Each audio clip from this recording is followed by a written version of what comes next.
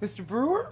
Hello. Hello, it's How so are you? wonderful to have you here. Thank you very much. So tell me, what makes Homewood so great in your eyes? Well, as a historian who's always interested in discovery, research, putting the dotted lines, with together, and looking at the entire things that have been veiled over the years, have been covered up over the years. Homewood is a historian's picnic center. That's beautiful. It has an extreme history. It goes back to 1832 with William Wilkins as being the founder of Homewood. It extends from actually the Homewood Cemetery all the way up to Apple Street, known as Spencer Street back then, where the Mystery Manor, where the Apple Street Mansion exists now. So Is that the Negro Opera? Brewer Opera House. All right. So 490 acres of property where the elite lived, the George Westinghouses, the Fricks, all kind of, of the top grade people. The architectural structures here were very significant. In fact, they really set the pace for architecture here in Pittsburgh. So from the standpoint of what's positive, those kind of things, begin to you begin to understand how the dynamics of the community operated 150, 200 years ago. The discovery points, Race Street up the street, for example, was a racetrack in 1896. Oh, really? Yes.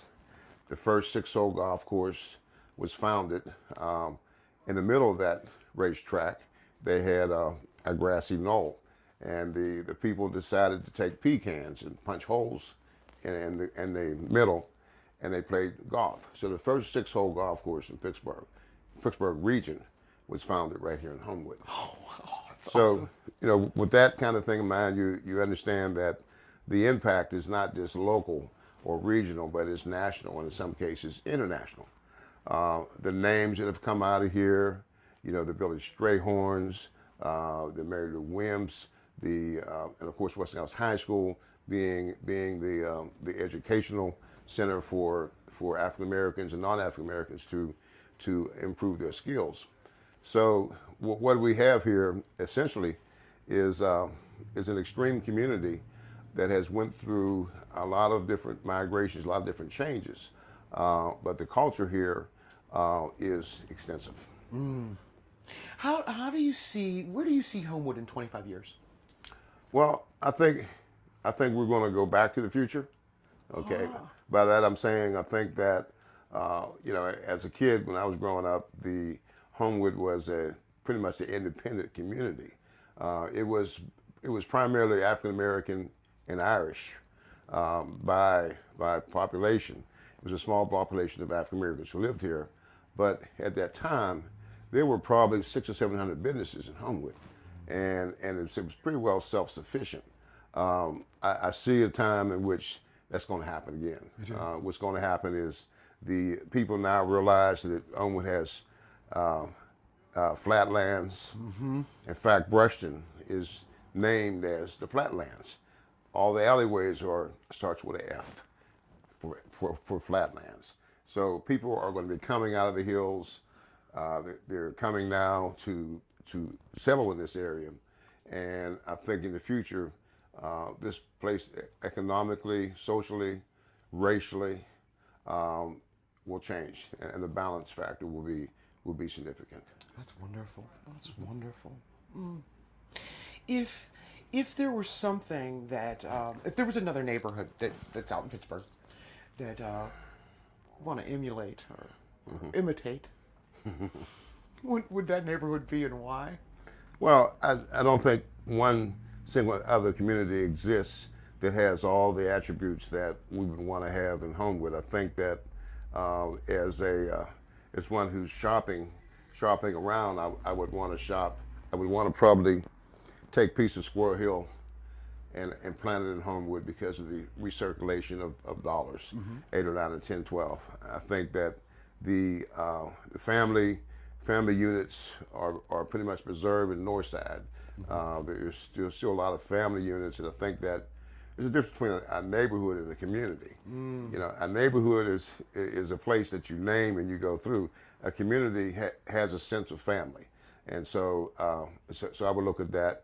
And of course, everyone want to have the richness of a Fox Chapel or Upper St. Clair in Homewood, and I'm no different. So the ideal community for me would be taking parts of these other communities and supplanting them here and putting them into a whole. And of course, racially, I think that the only time in history that there was a total ethnic mix was in the Hill District in the 30s and the 40s. It had every ethnic group. So I think Homewood deserves that kind of future. Okay, I can see that. Okay. If there were one thing that you would say that would make some of the dreams that you were talking about in the future, going back to the future, happen, what would we be able to do today to help that process come along? Well, I think that, you know, the one thing that exists is one thing that we have to preserve is culture. I think that Carnegie Woodson would reference in a lot of his books, a man without culture is a man who faces extinction. I think that the African American culture here is still here, but I don't think we could sell it off. We can't trade it. We should not let it become dissipated by those who want us to sell it off.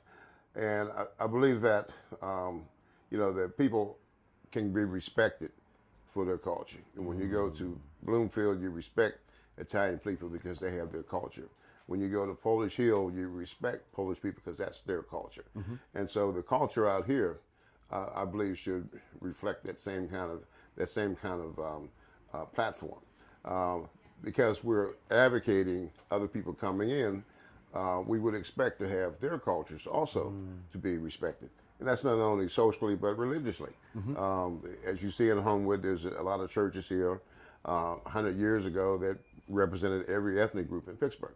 And so, once again, we want that to happen again. You were wonderful. I am so blessed to have met you. Oh, and same here. thank you for Thank you talking very much. with me today. Thank you for the interview.